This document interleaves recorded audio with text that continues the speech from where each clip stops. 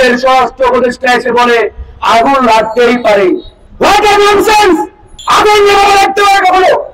একটা বিল্ডিং এ দুই জায়গায় আগুন, আর সেই দুই জায়গা উপদেষ্টা আসিফ এবং নাহিদের অফিস।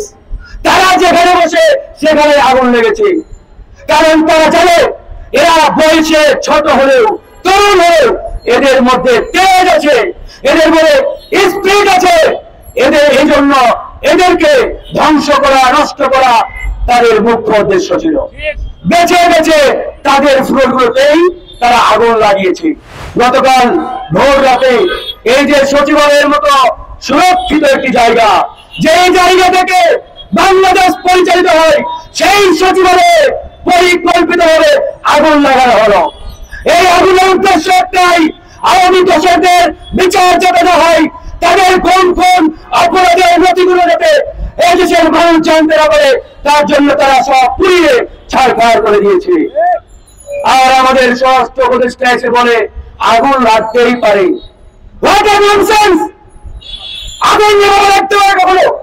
একটা বিল্ডিং এ দুই জায়গায় আগুন, আর সেই দুই জায়গা উপদেষ্টা আসিফ এবং নাহিদের অফিস।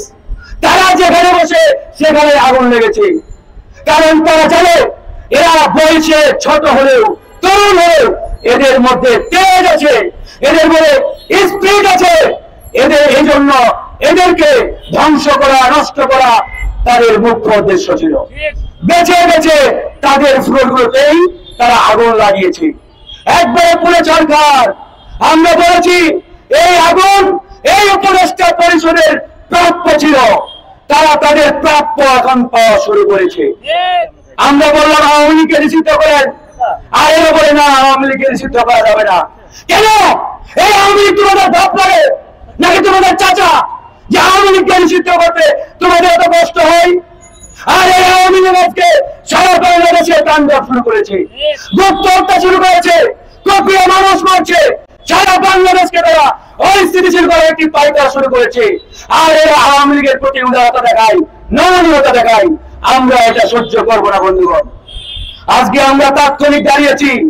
আমরা বলতে চাই এই যে সচিবালয়, এই সচিবালয়ে 95% এখনো আওয়ামী দোসর বসে রয়েছে।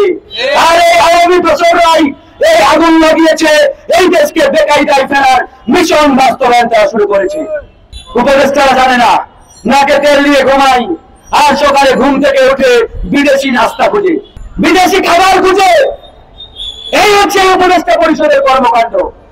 আমরা চেয়েছিলাম আগে সংস্কার করুক, দেশকে একটা সুন্দর জায়গায় নিয়ে যাক, কিন্তু এই উপদেষ্টা পরিষদ এই মাঝে ভাঙ্গা মেরুদণ্ডহীন উপদেষ্টাদের দিয়ে সেটা বোধহয় আর বাস্তবায়ন সম্ভব নয়, সম্ভব নয়।